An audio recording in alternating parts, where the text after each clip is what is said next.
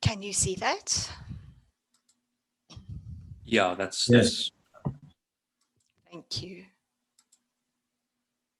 Okay, so yesterday we looked at philanthropy. We looked at some of the different versions of philanthropy. We looked at something called elite philanthropy and these large amounts of money that are going towards the civil society sector to change the world, to transform and bring about social justice. And today we're going to be looking at something called social entrepreneurship in terms of social transformation. So what is social entrepreneurship? How does it impact on social transformation? So let's start off with the definition slide. So I'm sure you would have come across this term entrepreneur. It's a French term meaning one who undertakes something. And it was coined 2 centuries ago by the French economist Jean-Baptiste Say to characterize an economic actor who shifts economic resources out of an area of lower and into an area of higher productivity and greater yield. So not just someone who, for example, opens a business or a concern, but someone who causes some kind of shift, some kind of change is the idea. So the definition here by Joseph Schumpeter, and I'm sure the economists would have heard of him, and you guys from Dev Studies would have come across some of his work. He described an entrepreneur as a source of creative destruction necessary for major economic advances. So here he's referring to people like Henry Ford, for example, who reimagined the car as a mass market good. So a car is not just for a select few. A car is something that could be mass marketed. Everyone could have a car, as we know today. Most people have cars. Steve Jobs, same idea for computers. So what Steve Jobs and Henry Ford did was they destroyed patterns in their industries, and they paved the way for leaps in productivity, triggering waves of change as to what could be possible. So in the same way, social entrepreneurs advance systemic change, and they shift behavior patterns, they shift perceptions, they shift expectations. And they do this by focusing on social problems, social ills. Hi, sorry, could I ask you guys to mute your mics?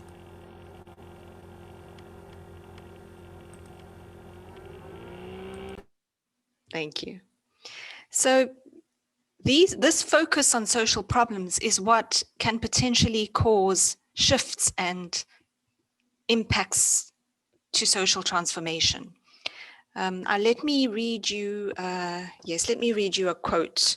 Let me read you the Bornstein quote. So you would have seen that your readings came from the David Bornstein book, How to Change the World. And I just want to read his definition of a social entrepreneur.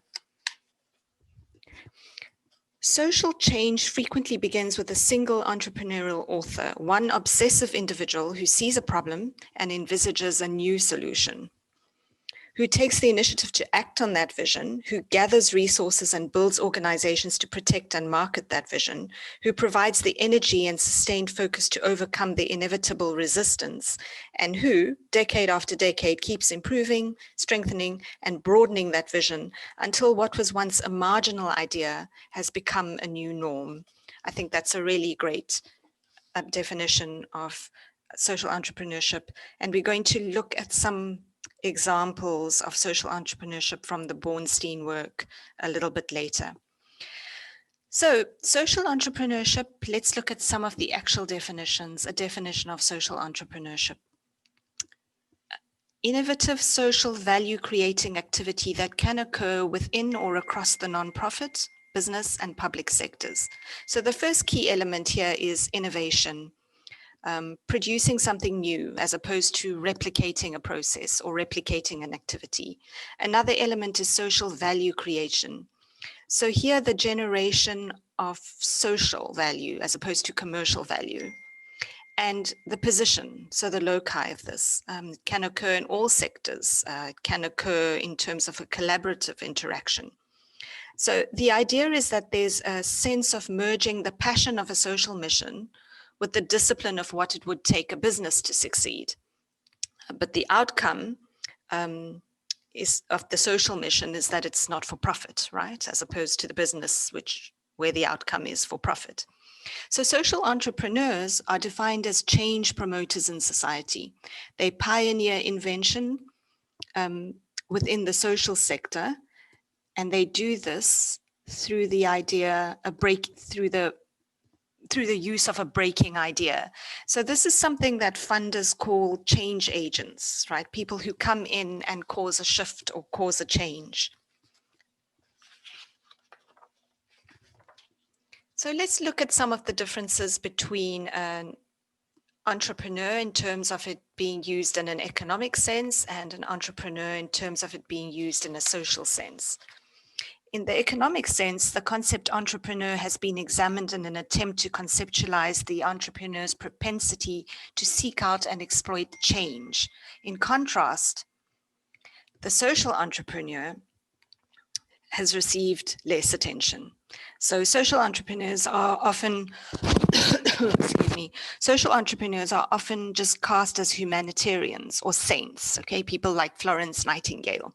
But we're going to look at some examples of social entrepreneurs a bit later, as I said. So the reason for this is probably linked to the way theories of social change have focused more on how ideas move people than on how people move ideas. So, for example, the Durkheim theories, which studied the process by which institutions, customs, collective sentiments act on individuals, and that shapes behavior. So forces of social change, i.e. social movements, political processes, technology, etc., act on individuals to shape behavior. So there's less emphasis on human agency. And this, the two chapters that I've included in your readings, the two specific social entrepreneurs, and we'll talk about them later, are examples of this, of human agency. So let me just speak a bit to this image that I've got here. The image is of Bill Drayton. And Bill Drayton started this project called the Ashoka Fellows Project, where he funds what he calls innovators for the public good. So he searches for people with fresh ideas and funds them in a way that allows their work to be taken on in a larger scale than in just their specific context or just in their particular location. So he allows their project to be expanded and taken to much higher levels.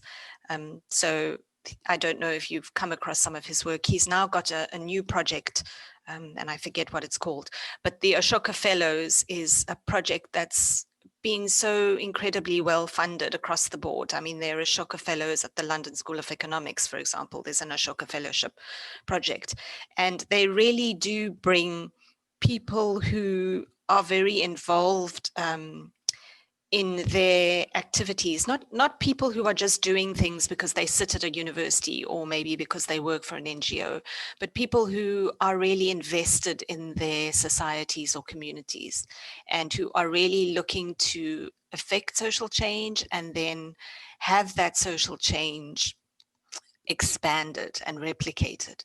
So this is what the Ashoka Fellowship Project does. It also, it also gives Ashoka Fellows a chance to speak about their praxis and to come into contact with people developing theories, for example, academics developing theories around this praxis, so the practical work.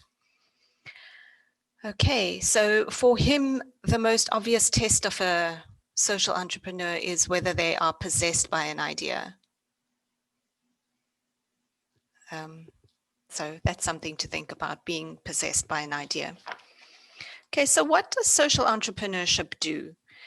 Okay, so there have been various projects which have impacted on poverty alleviation through empowerment mechanisms. So something that I'm quite critical of, but that's often used as an example here, is the Grameen Bank, Muhammad Yunus's Grameen Bank, which was funded by the Ford Foundation. And the idea here was to provide microfinance. So there've been a number of critiques around microfinance, which I have already alluded to in past sessions. But there've also been examples of where microfinance has provided ways and paths out of poverty in a way that empowers a poor person who's generally disempowered by not being able to access credit. Okay, but I stand by my critiques of it, but that's usually, we'll talk about some more examples. Another impact, I'm going to draw from examples, healthcare. So for example, smaller ventures, we see a number of smaller community ventures that impact on healthcare in wards, in regions, through small or large scale ventures, right? So for example, in the Bornstein book, there's an example in Peru of an initiative which went around collecting testing kits that were not used by labs, etc., to provide services to youth who wouldn't access health services normally. So they would use these resources to build a sense of community also around this health intervention, and also this conscientization around being able to access healthcare in the hopes of changing mindsets towards healthcare and hoping that people will access healthcare more where they can. Impacts on education and training. So there've been a number of initiatives that work to widen participation and democratize knowledge transfer. So there's an example also in the book in the US where it was found that kids from high school graduates from disadvantaged communities struggled to get into colleges because they didn't really have the skills to work on those quite complicated applications or to do things like convincing application letters, not because they weren't convincing applicants, but just because they didn't have the skills. And those sorts of initiatives provided that skill on how to apply, what to do, what not to do. And it was actually credited with increased numbers of high school graduates from disadvantaged communities being admitted into colleges, so having a tertiary education. Another impact of social entrepreneurship has been in environmental preservation. So through various community energy projects, and there've been examples of people taking the initiative to build a community garden, for example, provide some sort of incentive for ownership, communities investing in gardens that would then be used for all, will also uplift the community, which takes me to community regeneration. So through housing associations, for example, revitalizing bad neighborhoods. So examples of initiatives that built rooftop gardens, that pioneered ideas for community restaurants, restaurants that would perhaps serve cheap food or serve food to those who couldn't pay. So when you can pay, you do, and when you can't, you're able to have your meal. Various cultural events that are community-based and community-run. So this idea of community regeneration. So people working in communities, you can be from a fairly disadvantaged community, and maybe your mission was to get out of it and to build a better life for yourself. But very often social entrepreneurs want to stick around and fix their community or give something back to their community in some way. So these are some of those initiatives. Welfare projects. So this is through providing employment, dealing with homelessness, dealing with drug and alcohol abuse in the community through community kitchens, setting up social clubs, community care centers, for example. And then, of course, a large part of the social entrepreneurship activity is advocacy and campaigning. So, for example, campaigning for fair trade, promoting human rights, that sort of thing. Basically building new awareness in the hopes of doing things in a new way. So in the hopes of doing things in a different way. If you can show that another way works, then hopefully this will be taken up and replicated. So what have been some of the impacts? So social entrepreneurs have been seen as transformative forces, as advancing systemic change, shifting behavior patterns and perceptions. So shifting perceptions is a very critical part of what they do, and we'll see that in examples a bit later. Innovating for social impact, so building new social arrangements, mobilizing resources in response to problems rather than to the dictates of the market. This is one key element of social entrepreneurship. And in this way, catalyzing social transformation. So producing changes in the short term that reverberate through existing systems to catalyze large change in the longer term. And again, we're going to look at some examples of that shortly. So, of course, social entrepreneurship is not without its critiques. What have been some of its critiques? The first is, how do you define the social good, social ends? How does it avoid being exclusionary or political? How are competing and conflicting identities and interests in the social arena taken into consideration? So again, some of these power dynamics that we have already explored when we looked at the critiques around NGOs, for example. And we looked at some of the critiques of charity versus philanthropy and elite philanthropy. How different is social entrepreneurship from economic entrepreneurship if it doesn't engage in participatory processes? So these processes would negotiate conflicting visions for social transformation. So who decides on those? What sort of processes are involved in deciding those? And then, is it problematic when social entrepreneurship employs business or management techniques for social ends? And what happens when these initiatives become competitive? So perhaps they become competitive for funding. And then the big question, do social entrepreneurs address the root problems, the root causes of problems, or are they just dealing with their symptoms? So if we were in class, I would have you do a class activity where we look at these two examples that I've included in your readings. One is a social entrepreneur in Brazil, and one is a social entrepreneur in South Africa.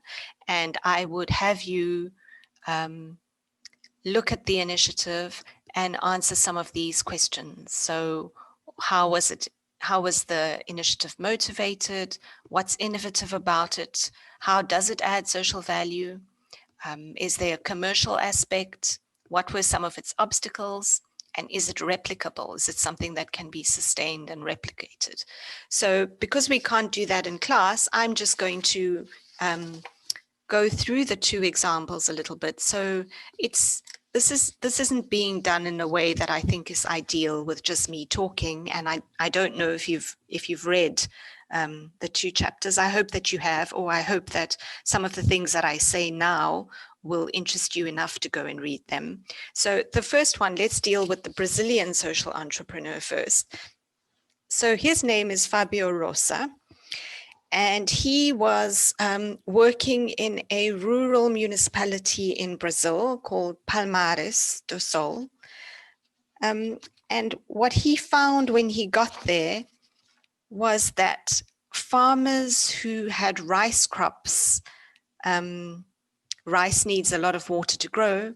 Wealthy landowners owned most of the dams and irrigation channels, and the price of water was set so high, so farmers weren't able to grow their rice crops. So he came up with this idea of, he was influenced by this idea of artisan wells. And he was trying to figure out how farmers could get water out of the ground. And the only way they could do that cheaply was by electricity. And he found that 70% of this population had no electricity. So he came up with this idea, and of course there were a number of influences and initiatives that influenced him. He came up with this idea of a current system, something called a monophase, as opposed to a triphase, so a cheaper way to set up electricity. And he asked, he explored whether he could provide this cheap kind of electricity to these farmers so that they could get the water out of the ground and they could irrigate their rice crops. And he describes this as "the light in my head went on," which is the title of the chapter. Anyhow, so I am leaving out some details, but I'm telling you the main story. In Brazil at the time, the state electric companies determined technical standards, though. So they weren't supporting this monophase system. They were supporting a triphase system. So the triphase system was the norm. The monophase was something that he was trying to introduce. Of course, he approached the state electric company in Rio. They saw no reason to change the norm. He disagreed. He said, if you want to be able to give poor farmers the tools to farm their crops, then you're going to have to change the norm, right? That was his argument. So eventually, okay, I'll talk about that just now. Eventually, he got some funding from the development bank, and he basically put a proposal together, and he went and he basically sold the idea that he could provide poor farmers with irrigation. And the development bank gave him some funding, but still one of the major obstacles was resistance from the state electric company, which didn't want to change the standard. The other aspect of the proposal was that the community could build the system. So basically he would get all the infrastructure, he would get the wires, the poles, the transformers, and the farmers themselves would build this electricity system for themselves. So he, okay, I'm trying to tell you a coherent story. Okay, so eventually what happened was there was a showdown. The development bank informed the government that it would withdraw the funding if the electricity regulator stood in the way of the Palmares project. So basically it was pushing the government to put pressure on the electricity regulator to change that norm and allow the use of the monophase as opposed to the triphase. So eventually they were allowed to use the monophase. So basically what happened is that 400 rural families were hooked up to the electric grid at the cost of $400 per family. So this was less than 1/17 of the government's figure of $7,000. So they were hooked up to electricity, 400 families, much more cheaply. Incomes jumped from $50 to $80 a month to between $200 and $300 a month. And the interesting thing was the number of people that had returned from the city because of the Palmares project. So people had been forced to move into urban areas because they weren't able to make a living from rice farming. But with this initiative, they were able to make a living from it. So they moved back to the rural areas. Excuse me. So after this project was up and running, it caught the attention of the newly elected governor, who vowed to expand rural electrification in the state, across the state. And the development bank was offering loans to spread this system. And finally, the electricity regulator gave in, and the technical standard was officially approved. So it was approved just for Palmares. But after this took off and the mayor showed an interest, the governor showed an interest, it was approved across the board. So I'm going to leave it there. Suffice to say that there was a whole lot of politics that happened after that, and you can go and read about that if you're interested. But the point to be made here is that there was something innovative that really wouldn't have happened without Fabio pushing for it. Of course, there are all sorts of nuances along the way, in that he was hooked up with people that had privilege, or people that had the ear of people with privilege. So he was able to navigate the territory to an extent.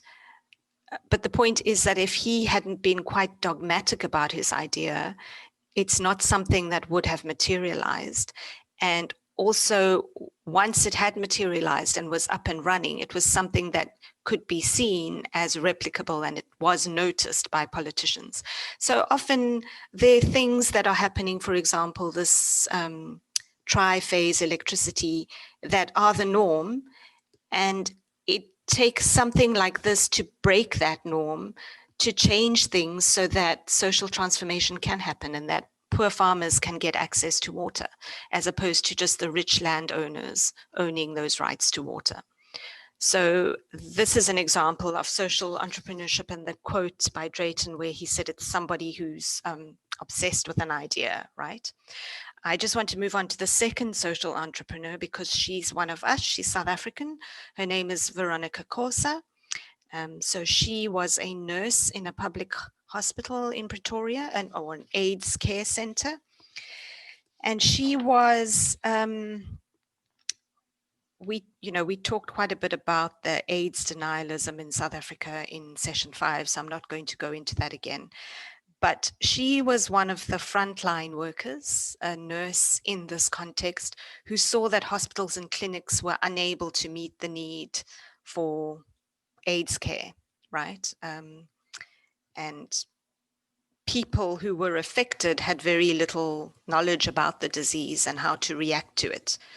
And she said, instead of information, and I'm quoting, the airways were full of terrifying warnings. So she was one of the people at the front line who saw the havoc caused by, increasing number of HIV/AIDS in South Africa, and departments of health failure to deal with it, government's failure to deal with it. So she's drawing. I think that her passion is directly as a result of her experiences in this context, right? So let me just share some of her testimony with you. One day, a man walked into the AIDS center in Mamelodi, where Kosa was working, and collapsed. We rushed and applied CPR, and he revived, Kosa recalled. We gave him a little bit of water. His mouth was full of sores. We looked for food for him. We bought a pint of milk. When he recovered, I said, "Who are you?" He said, "I'm Zachariah. I've been taking my treatment at Pretoria Hospital, but now the doctors say there is nothing they can do for me anymore. And my mother has not got her pension for the last 3 months. For almost 4 days, he had had nothing to eat. I rushed out to the social workers to say, could we quickly purchase some food for him to take home? I asked the social workers if they would apply for a bursary for him, and that went through. Another example, Kosa rushed over and found that the man's family had padlocked the door from the outside and gone to work. So this is someone who is HIV positive, or possibly by now full-blown AIDS. We couldn't get inside. The windows were locked. We could only see him through the window where the curtain was open a little. He was crying and asking for water, and then he fell and dropped dead. So she was at the very forefront of this non-response to AIDS. And this is when she decided she had to do something about it. Okay, so I'm going to come back to that. So she decided to give up her job working at the state hospital.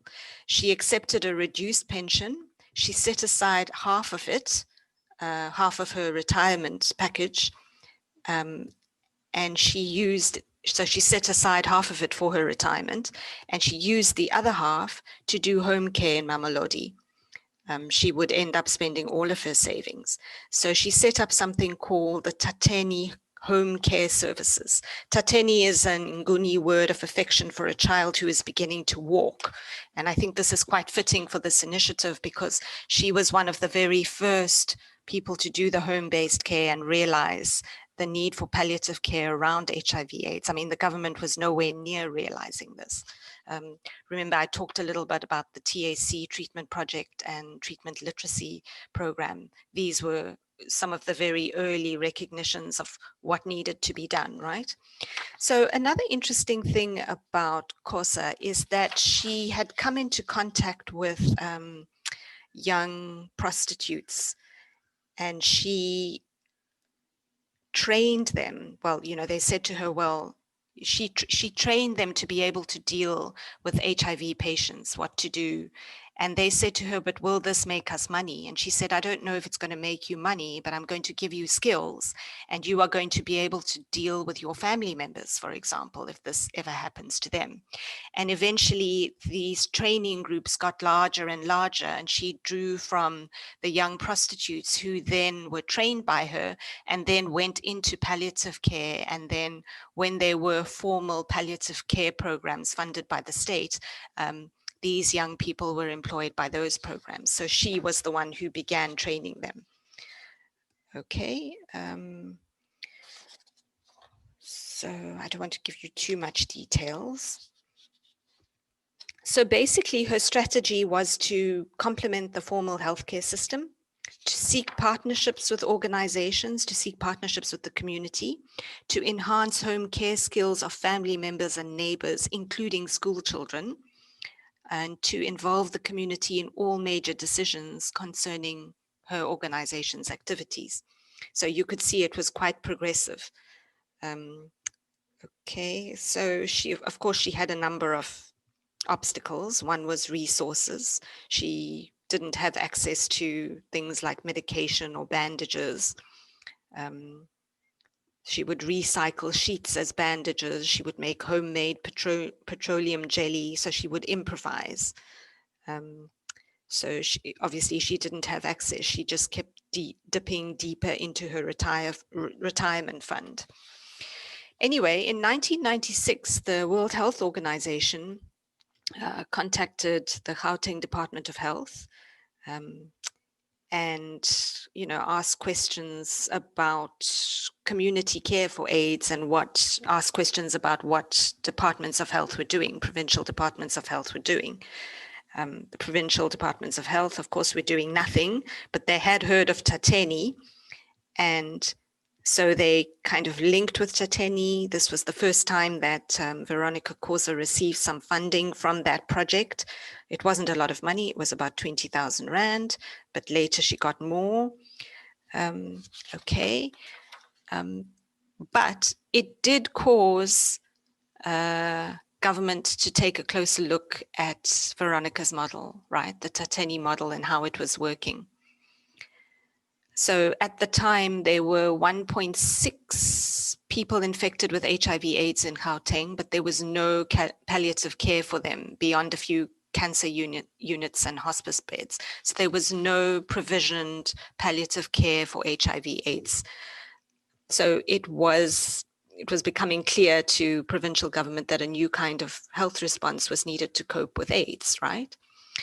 So it turned to Kosa for guidance. In 1998, the Gauteng Health Department announced a plan to launch pilot home care projects in 5 locations.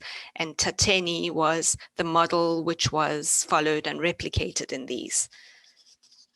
So by the end of 2001, Gauteng province had 57 home care programs. And part of the strategies they'd taken up were based on Kosa's recommendations. For example, that home care programs be coordinated by trained nurses and that they adhere to uniform standards.